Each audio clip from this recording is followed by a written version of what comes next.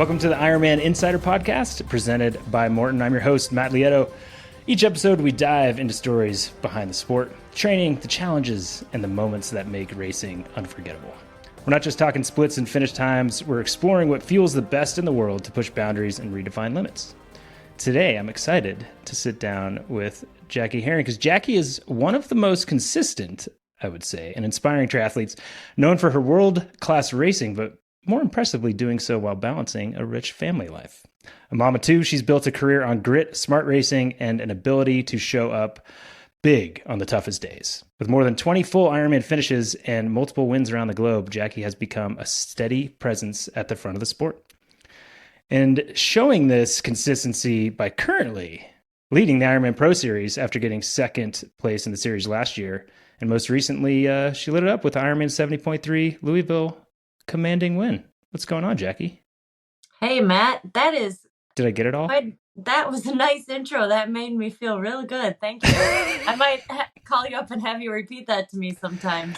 You know, it's becoming a yeah. bit of a thing. I'm giving free therapy sessions to most of the guests. So if you whatever you need to get pumped up about, just let me know. I got you. Yeah, that's great. Yeah, that's cool. Yep. Going good again this year, I guess. That's kind of the motto, is keep it consistent and just keep trucking along. There you go. Yeah, how are you pulling up after Louisville? Yeah, all good. Louisville was just for kicks, just for fun. Just to see where things are at. I love racing down there. I've been raced down there a few times, and I just wanted to get back and check it out. And yeah, so Right. recovery is all good. Felt like a kind of like a workout. Yeah, and going out there for fun, still pretty, showing that you got 7-minute fastest run, I think is what I saw, than anybody else. That's pretty good. Yeah. One of my main goals was to kind of like see what the body would do. It was really, really hot there. It was 97 Whoa. or so and really high Gnarly. humidity. So there was two experiments going on. Number one was, what does it feel like to race a 70.3 1 month after an Ironman, just to see about like the Kona Marbella thing. Because historically I haven't turned around real quick after Ironmans. But then secondly was to just test out how running feels at this current stage of the year in those type of temperatures. So yeah, it was my goal to have a decent run. Well, it seems like you checked the boxes on both those tests. Positive? Yeah, pretty Sweet. good. Yeah, my bike was kind of horrendous, but there was some other factors, I think, going on there. There you go. We won't get into it right now. Again, Okay. just positive. That's all we're doing on today's podcast. Okay. Positive vibes. No, but it's been rad, and obviously, like, the consistency is pretty obvious with your results in the Pro Series. What are you? How are you feeling about being in the lead? I know you got one more race than Kat, but like feeling pretty good about where you're at in Pro Series. I think it's great. Yeah, I mean, everyone was saying this year was going to be a lot more competitive, and I think it is. And so I'm feeling really proud that I'm just like still in the mix somehow. I'm hanging in there. And I think the reality of the situation is that Kona is going to pretty much determine all of it. But I think I am in the fight for that like third to fifth place, pretty much when push comes to shove, depending, of course, how everybody does at Kona. If somebody blows up or something happens and they don't make it, which Yeah. does happen to people, that will change it all. But if everybody finishes consistently how they've been performing, I think I could have a good shot at that third through fifth. So that's the goal. Yeah, so. What makes you think the first and second aren't on the table for you? Well, it's on the table if something happens, I think, to Gotcha. Kat or Solvang. Yep. Just because they have consistently kicked my butt. So unless something happens, most likely they will finish ahead of me in Kona, and then they'll be ahead of me. Yeah, I mean, I appreciate that, and I very much appreciate like athletes that have realistic approaches and goals and like expectations, right? Because you're not shining anybody on, you're not shining yourself on. And that's sweet. But you just proved this weekend that you're great in humidity.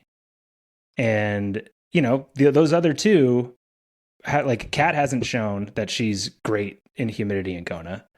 Loveseth, you know, has shown that either. Obviously, she had a great race in Placid, but very, very different conditions. So, I don't know. I mean, give yourself some you credit. never know, right? Yeah. Like anything can happen, That's why we truly. race. So, especially in that type of race. So, I do have a lot of confidence in the heat and confidence in my actual Ironman racing. So, Yeah. I know I can put together a good day, but yeah, you just never know what the other people are going to do.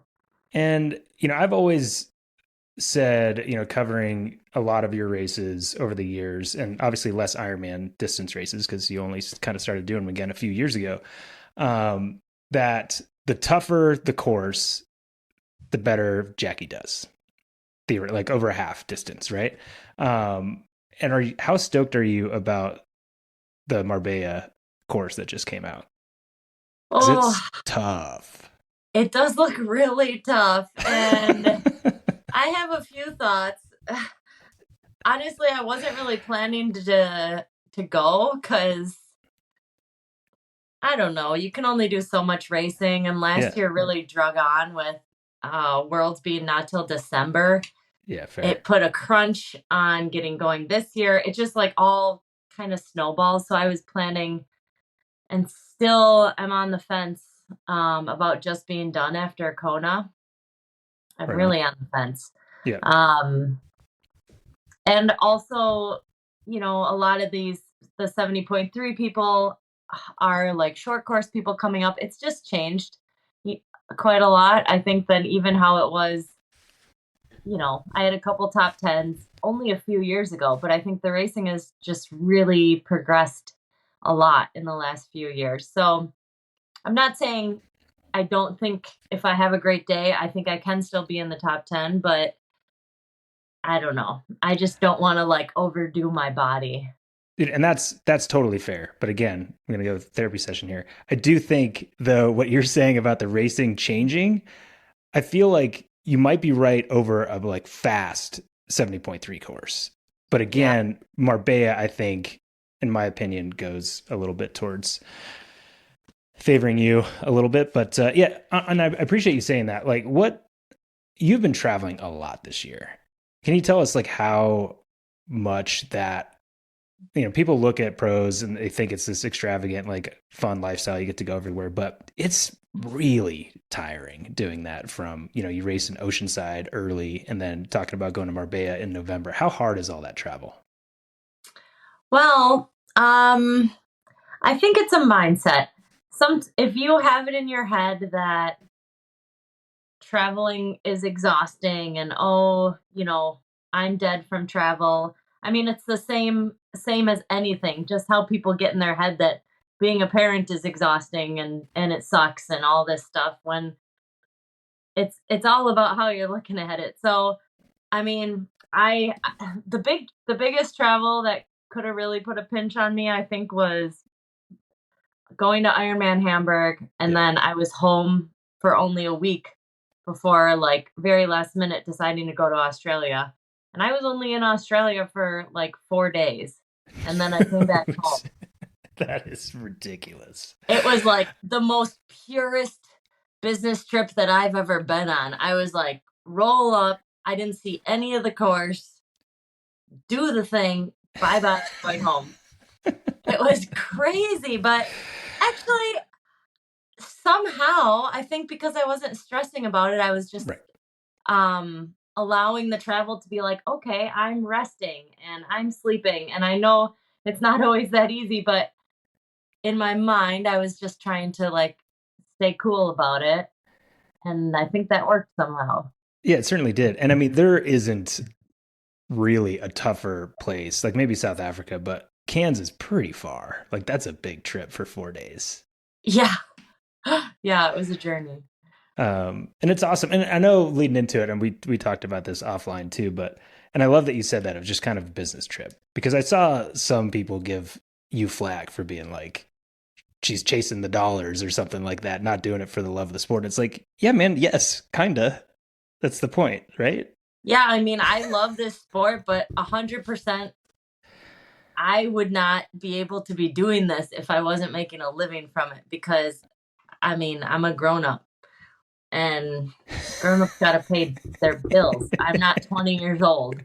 So, yeah, if I'm not making money, guess what? I'm not going to race anymore. And there Yeah. would be no point. It would not even be fun for me if I wasn't making any money. I'm sorry. Um, when I was an age grouper, before I turned pro, I had a blast racing for no money. I really loved it. And I think I'm one of the most pure love of the sport Yeah. pros that there is, because I did a handful of years just racing Ironmans for fun. So, Right. I mean, yeah, I went over there because I care about my finishing in the pro series and it looked like a good opportunity. So, Yeah, and obviously it paid off with the win there. And I'm also glad you said that about you wouldn't be doing this if you weren't making money. Because correct me if I'm wrong, and I'm pretty sure in Finland, after 70.3 Worlds, in like, I don't know, this VIP area or something like that, you were, and athletes always often get this way, right? Where it's like you have a bad race and something think, but I kind of remember you being like, I think I'm out. I think I definitely retired at that moment. I was so sick. It's because we all got we raced in Singapore the weekend before and we Right. all got COVID. And then we Right. tried to race 1 week later in Finland. And I've never been so sick in my whole life. And that was a terrible experience. And I think I for sure retired like 20 times during that. And actually, that's one of the only times I thought I really did think about it for real. What year was that? That's just 2 Couple years few ago. years. Oh, yeah. And I think you said that, and I want to say I was with Rennie, and you said that, and Rennie was like, we like the record stopped, and we both were like, no, you're not allowed to retire after a bad race. And Yeah. Oh, I do remember that. Then that just she talked to me. She's like, "You need to think about it longer." And yeah. yeah, and I mean, obviously, you've made a good choice not retiring, and it seems like, was the Pro Series part of that, or like ended up after you got through the season last year through like big races, obviously Hamburg. Like it seems like you've been reinvigorated by that Pro Series. Yeah. Well, I think it was not long after Finland that they announced the Pro Series. Yeah, It had to October. have been because I remember being like really like blah about triathlon, like, oh, I don't want to race half Ironmans anymore. I'm done. I'm sick of it. And then they announced the Pro Series and both kids were old enough to be getting in school and I kind of pitched it to my husband. I'm like, what do you think? I think I have time to train for these Ironmans again. And he was all for it. He's like, yeah, do it. So That's so awesome. That's so awesome. And talking about money, like it's been, I imagine, obviously second place is a big paycheck. Like it's obviously a big motivator, and getting you, it seems like getting you to races where you're actually winning more money at those races too, right? yeah, I think for athletes, just feeling a sense of security and Yeah. feeling not not that prize money makes you feel supported, but certainly, my results the last few years have allowed me to get sponsors that have Right. made me feel and be more supported. Where I think when you have that and you have a little more resources, it's actually just much easier to race with a sense of freedom Yeah. because yeah, you if you get with partners that you feel like really care about you, which I feel like I have, that are going to support me no matter how it goes, it feels like much easier to just show up on race day. Yeah, that's sweet. And it is funny because it's almost, people don't like to have this conversation where it is a business and it is about money, and they want to think everybody's doing it for the love of the sport. And a lot are, and you do love the sport. Obviously, that's not a question.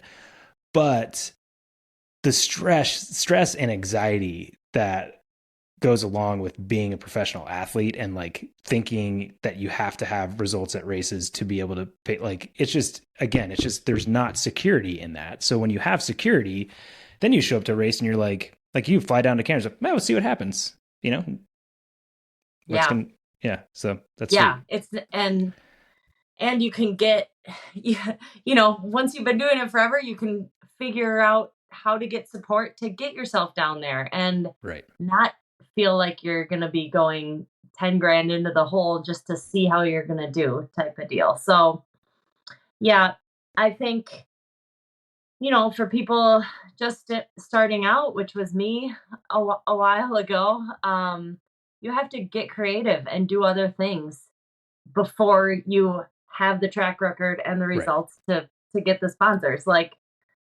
you know, I used to have a really big coaching business. I had an events business. I was doing a million jobs Right. practically. And then also trying to race triathlon.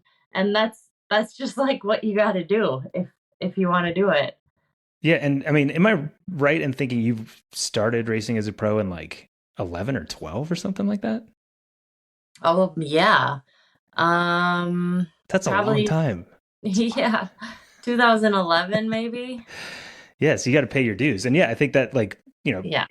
for, I would say you're not now, but like you were for a large part of your career, like kind of a mortal and a normal person. And for those people, I think like I'm you're, still pretty normal. I know you, I knew you were going to say that, but like if you finish second in the pro series, like you're at the top, right? But Mhm.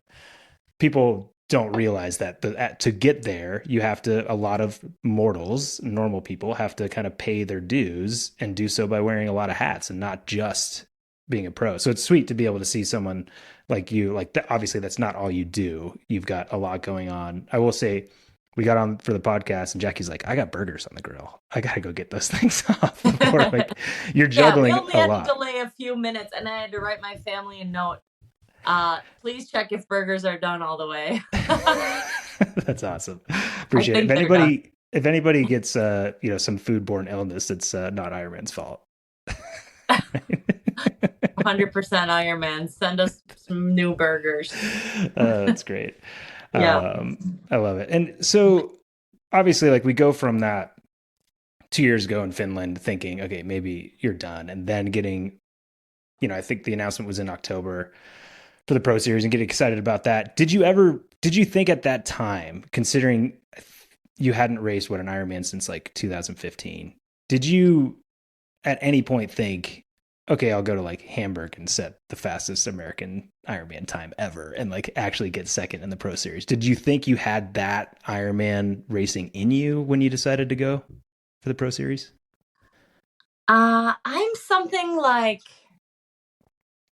I'm kind of like Dory in like Nemo, where I don't really think I don't worry about that stuff and I don't Yeah. think about it. Honestly, all I got in my head was I'm going to do this series. I'm going to do 3 Ironmans and I'm going to do a couple 70.3s. And that's it. I was like so focused on I'm going to like on me, on my plan. Yeah. I'm going to mainly complete these things, which to me felt like a cool enough challenge. Like I'm going to complete them. Whatever the results are going to be, they're going to be. And I wasn't really stressed or thinking too hard about what place I was going to get or how fast I was going to go. And I remember even at Hamburger afterwards, my husband was like, somebody asked me how fast you're going to run this marathon. And he's like, you've never mentioned anything about any times or speed and it's true. I realized I never even calculated what pace of a marathon I was going to even That's think amazing. about running. I had no clue. I was just going to run and see how it felt. That's And that's it was crazy. just the most purest, I'm just going to do this Ironman however my body lets me do it type of thing. That's So I love it. It's not like that anymore now that I've hammered out a handful of them. Like now yeah. I know how fast, whatever. It's not That's as fun. crazy. And I haven't looked, but didn't you run like a 252 or something? Was that, I did, yeah. did Who you? knows Awesome. how? I mean, there's part of that, like, to me, it feels like, and especially after you saying that, we see athletes come from short course career and do an Ironman, and their first one, they're just like, knock it out of the park because they don't Yeah. know what's coming. So, like, is there a part of you that was like, I don't know, but let's just see how it feels? And like, maybe you had that kind of first Ironman vibes a little bit? Oh, for sure. Yeah. Despite doing 24 Ironmans before that, I had a lot of newbie vibes going. I actually really enjoyed those feelings of not really, yeah, the unknown, the how's my body gonna deal with it. But of course, I had trained much, much better than I had years before, and I knew, in the back of my mind that it was gonna go well and that I was gonna be fine. That's awesome. 24, you did 24 Ironmans before that, and you hadn't done an Ironman in like 11 years. It was like 9 years, but yeah, I That's did a lot of crazy. Ironmans. Yeah, yeah, I told you I really like it. That's so awesome. Um, Love it, love it. And I mean, you got to. Do you like look at results or take pride in that? Do you in your head think I've got the fastest American Ironman time ever, or is that like just you won the race, you did what you had to do? well, I would say I'm not somebody with naturally, I don't know, it's confusing. I don't have like really high, like, I'm not like an overly confident person. Okay, I have confidence in myself just because of I don't know, like I know what I can do generally, but yes, I do sometimes get that thought in my head when I'm struggling, or if I'm not sure I can do a thing, then I right. kind of can say stuff like that to myself and remind myself, okay, I have been good before. I have been fast. Surely I can't be that far away from that. That was only a year. Was that only a year ago? Yeah, Yeah. a little over a Like, year. how much worse can you get in 1 year? That's awesome. And it's a little surprising to me that you say you're not confident. And I think maybe the fact that you're very, there's no BS. Like you don't BS anything. And I think that comes off to me as confidence to a certain extent. But that's just your disposition. It's like you're like whatever. I think it's just my disposition. I I'm just very, yes, I'm very direct.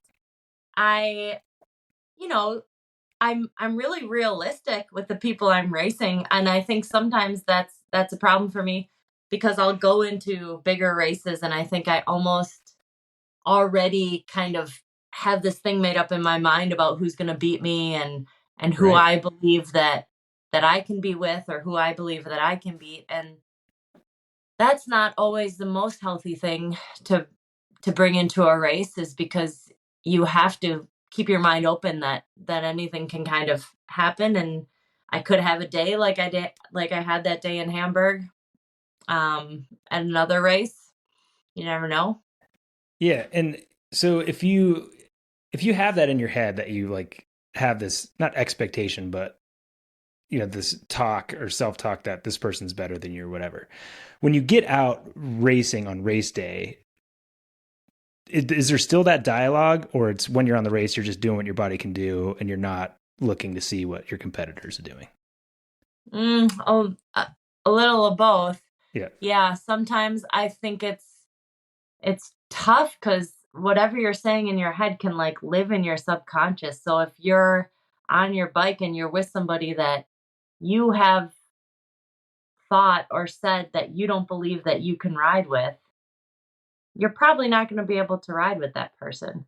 But if you have convinced yourself that you can ride with this person, then magically you might be able to hang on. Um, so it's kind of like that. And it's like, it can be like that in any of the three sports. So I work, I spend quite a lot of time kind of working on the mental aspects. And I think that pays off a lot in racing, and can help a lot. You know, I don't believe, and I know actually for a fact I'm not anywhere close to one of the most talented people out there. But yeah, I think in long course it is a lot mental, and it can be quite strategic as well. So Yeah, I mean, and how gratifying is that? Because I'll give that to you that you're not maybe the most talented or whatever person out there, but like it's got to be gratifying to be like, okay, the mental toughness and just the physical toughness and the never giving up, like it has to feel good when you beat those people you think technically should be in front of you. yeah, yeah, it feels really good. It makes me feel like actually I want to help them because I can tell that people are like so much more Dude, physically talented than totally. me. And I'm like, please, you could be much better. You should be beating me by miles. Uh, Uh, I so love that. I love that no, I about you. mean, everyone's got to use their strengths, and I think that I'm using what I got best I can, and that's just that's just what I got to do. Yeah, that's great. That's sweet. So obviously, training a bit now for just a little bit of light training for a race in how many weeks out are we from Kona? I I don't know. don't know, 7 or something like that, 8, somewhere around there. Yeah, it's almost the end of August. I'm gonna go race Santa Cruz. Oh, cool. Um, for kicks, it looks pretty. I haven't done it before. Kind of same as Louisville. I just like to like get a hard day in the body, Yeah, check out a new place, and yeah, I have mostly all well, many of my sponsors are Ironman, you know, partners, and then also like North America. So it's good to just crank out as many North American races as I can.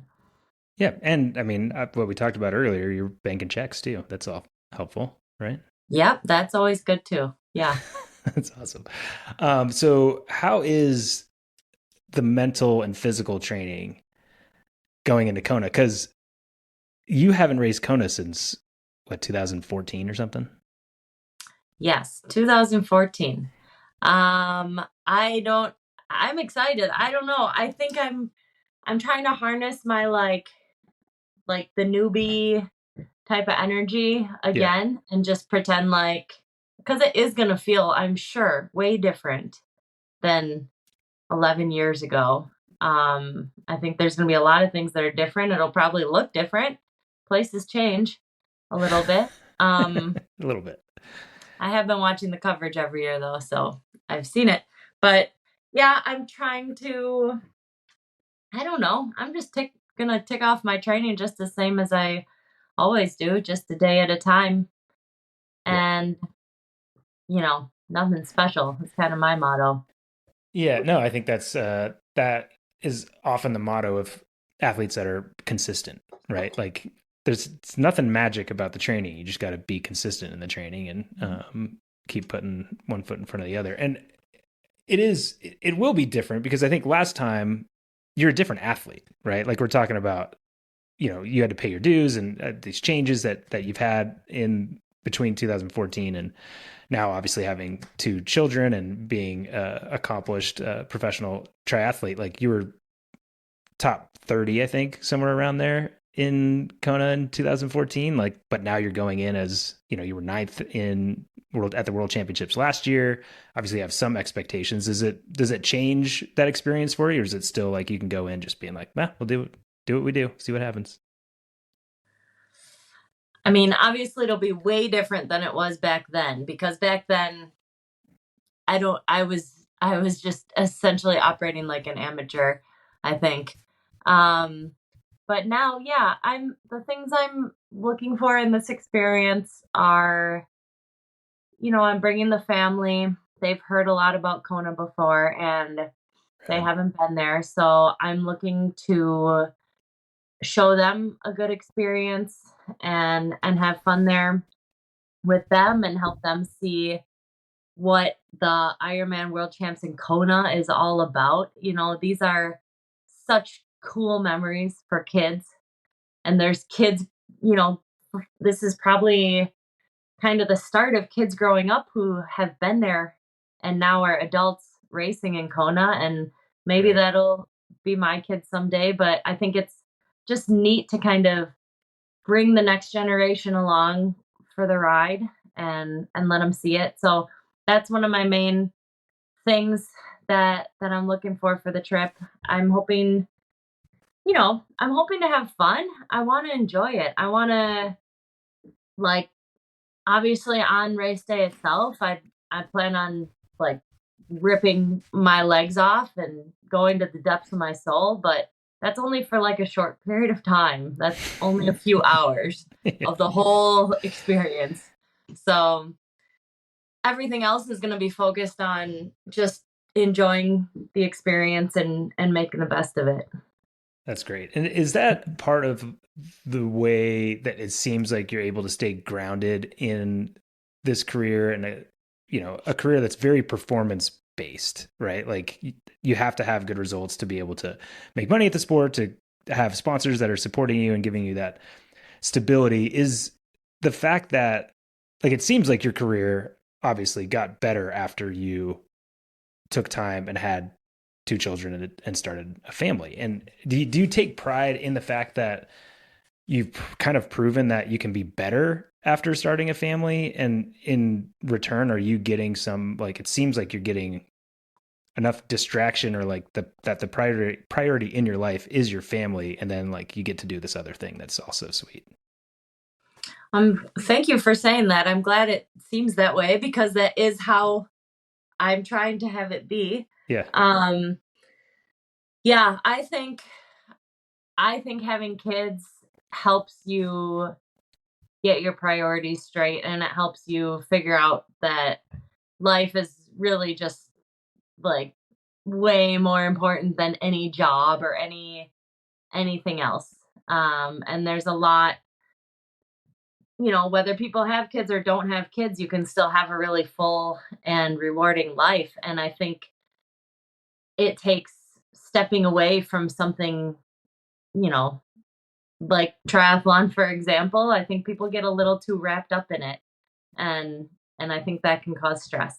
So yeah, I keep my priorities straight. The kids keep me grounded. They like push on my butt and tell me it's squishy, and um I don't know, like it's hard to please these people. So they really like just keep you on your toes, and it's just, you know, they're better now, but I was winning a bunch of races kind of before I started doing some of the PTO ones a few years Yeah. ago, and then when I started doing those, I was obviously not winning. Um, and they were pretty much like, "What's wrong with you?" So now that they've gotten a little older, they've got their perspective sorted out as well, that they don't like give me a hard time if I don't win. And um, but honestly, having kids is the best thing. I tell every pro lady triathlete who's debating when to have kids, who cares? Just have kids. Like, there's races year round. Every year, they're not going anywhere. Whenever you can get your body pregnant, that's the time. Go do it. And you can get right back in shape. It's fine. That's great. That's great. And it sounds like, and it's hopefully I put this the right way, but it seems like your family to a certain extent keeps you and insulates you. Because I think there's trouble sometimes when people get good at any endurance sport or any sport in general or any activity where they're held in some regard or they're elite. They start believing what other people tell them and that they're special or there's something like transcendent, right? And it seems like your family, obviously, I'm sure they make you feel special, but at the same time, they make you probably feel like you're not special. You're just like mom doing the thing. Is that accurate? I mean, yeah, when you're mom, you're just mom. Yeah. And it doesn't matter. I mean, I'm sure there's many, many high achieving moms out there in a million different fields. And I mean, look at somebody like Gwen Jorgensen. Yeah. She's got a couple kids. She's got gold medal. Like, I mean, moms can do really cool stuff. And, I don't, and I think kids keep you grounded no matter how cool the stuff you're doing is. There actually comes a point, probably very soon, that my kids will actually not think I'm cool at all. Already I know I'm not really cool in general, but I mean, soon they also might not think I'm cool.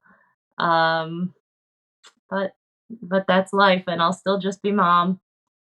Oh, that's so great. That's so great. And I mean, that's, I think you're obviously a great example and kind of what you're saying. And you say it only the way you would say it. Like, whatever you could get your body pregnant, just do it. Like, I love that. But like, and it is cool. I was actually talking to Pat Lemieux, Gwen's husband, today, and like randomly said, I'm like, man, you guys like do the thing. Like, they have the family and they like still make sure they're just plugging along, and that's the priority, and like the business is the business. And then, it's no Mm. different, it feels different to us that are like encapsulated by the sport, but like you might as well be like an investment banker, right? It's the same thing. Like when you're done, and you're back home with the family.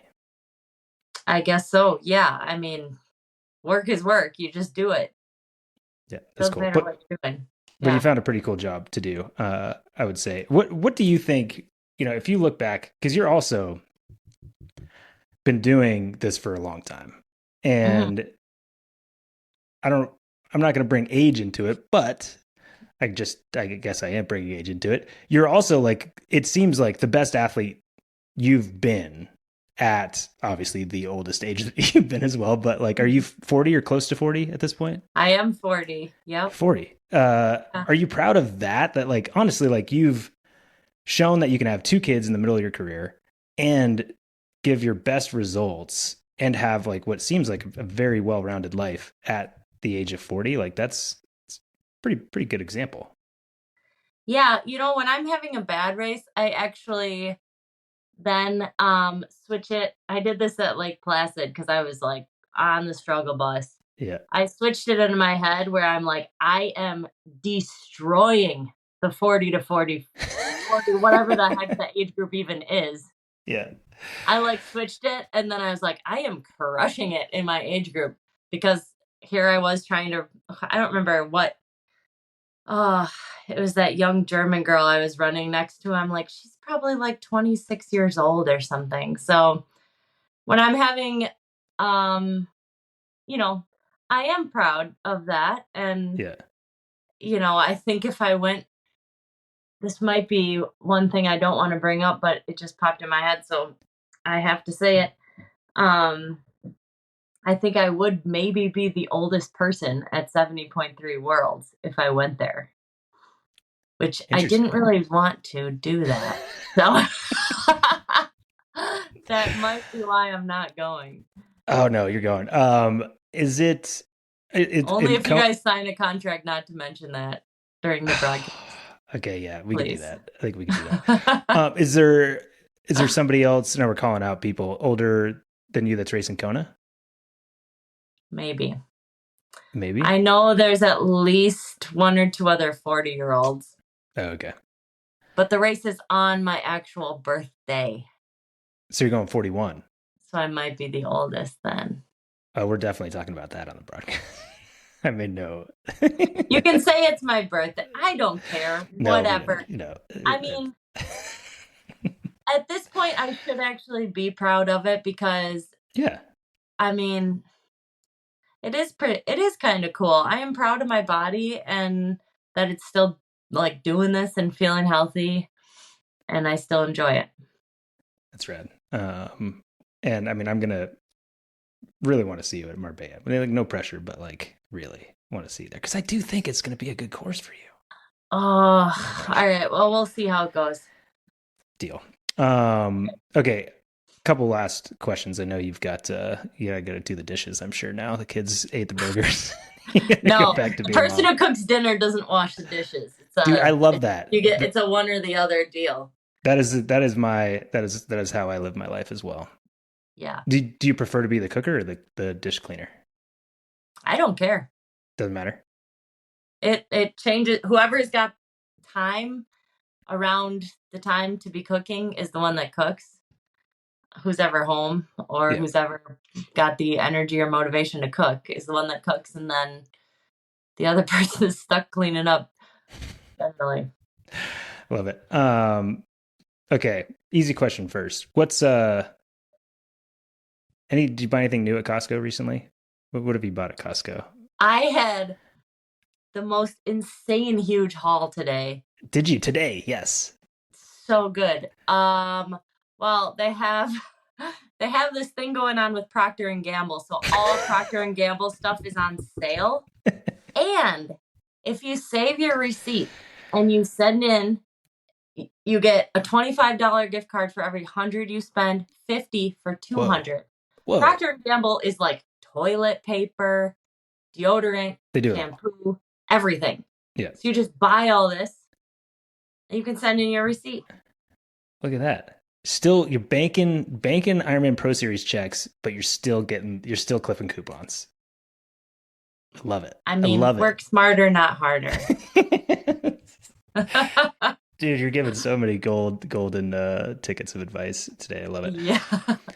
So that was the easy one. The not as easy one. What would you say? Because I think we've gone over a lot of things that I feel personally that you should be quite proud of. What are you, in your mind, most proud of about your career in the sport of triathlon? Most proud of? I think I'm proud, in a broad sense, I'm proud of the body of work that I've done since becoming a mom. Red. Since everything since from let's say 2019 on. So this second phase, I'm just really proud of coming back after having kids, doing the half Ironmans, doing well, doing Ironmans, just all of that. And just figuring out how to race, with having a family and getting through kind of the tougher years when the kids were little and sticking with it is probably what I'm most proud of. That's good. That's the answer I was hoping you'd give, but there you go. No, I mean, it is. We say that things are inspiring and sometimes they're not that inspiring, but I feel like that's really inspiring. And the fact that you've been your best since going through those challenging times that seem to break a lot of people is impressive to me. Yeah. Well, I think I am just on a far type B personality that most triathletes require much more structure and maybe much more clarity than me. And I'm good with just winging her and going with the flow quite a lot. And I think, honestly, anyone who's a parent knows that flexibility is a necessary component and things change all the time. And triathletes, and especially people following a training plan, and myself included at times, get a little rigid trying to follow the plan. And that's what I think can be the demise of a lot of parents trying to be triathletes, is things trying to be so rigid. Oh yeah, the kids don't care about your rigidity. No. No, they don't. Nor do school schedules, kids' sports schedules, or anything else involving kids, but especially schools, which cancel. They don't give a dang what the parents are doing. Yeah, training plan. They canceled school. Did you have a lot of snow days this year? We did have a fair amount of snow days. Yeah. Yeah, it gets tough. That's funny. Well, on the point of flexibility, appreciate you taking time in your busy day and during dinner time with the kids for coming on and chatting with us. Really appreciate it. Yep. Thanks, Matt. I honestly have no clue what people listen to this podcast, so hopefully they find whatever we talked, all the Ironman chatter, interesting. They will.